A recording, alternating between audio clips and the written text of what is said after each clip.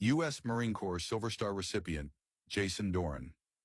On the third day of the U.S. advance into Iraq on March 23, 2003, the battle inside the city of Nasiriyah had escalated.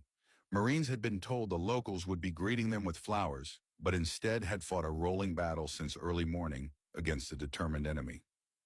Gunnery Sergeant Jason Doran and his men had just finished a firefight against Iraqi fighters so close that Doran used his shotgun. M1 Abrams tanks and Cobra helicopters ahead of them helped blast the way through the city. But a Marine company to the north was taking heavy casualties, so Doran's unit joined a convoy driving to reinforce them. Doran and his Marines fired at Iraqis in buildings above, the Iraqis returning the volleys. A mile up the highway set evidence of a heavy fight. One disabled Marine vehicle had crashed into a telephone pole.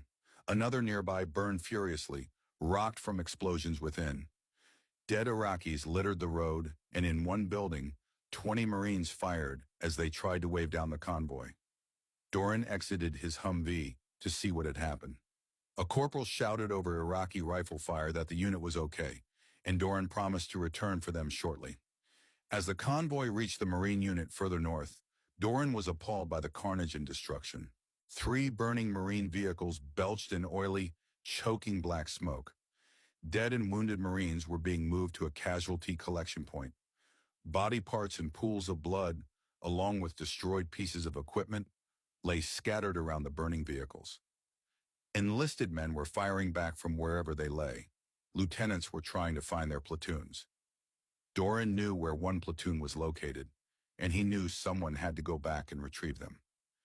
"I need 2 gunners who are ready to die," he announced. For an instant, no one moved. Then one young Marine took a step forward, and others fell in behind him. Doran refined his orders as he commandeered 4 more Humvees. "I don't want anyone who is married, and I don't want any fathers." As Doran led the convoy back into the city, the world exploded around them.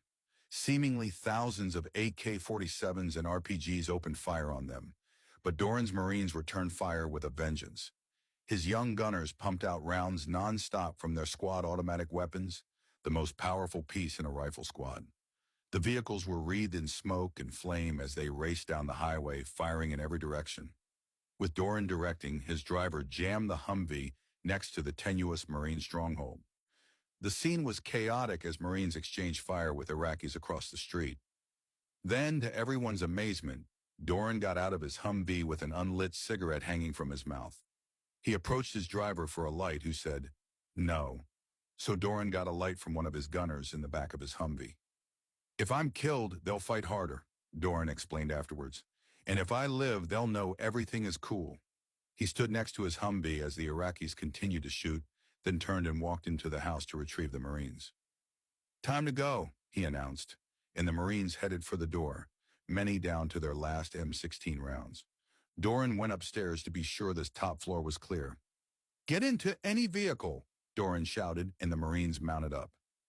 With the Humvees pulling out, he leaped onto the hood of the last one and began firing his shotgun. As the convoy drove to safety, the Marines continued to shoot. Suddenly, the Iraqi fire halted. Doran's rescue mission was complete, almost. When he discovered another Marine had been left behind, Doran turned his Humvee around and brought him back. Now his mission was complete. To learn about more incredible war heroes, please check out the book, Giant Killers, War Heroes and Special Forces Legends, available now as a paperback audiobook and ebook on all major book sites and stores worldwide.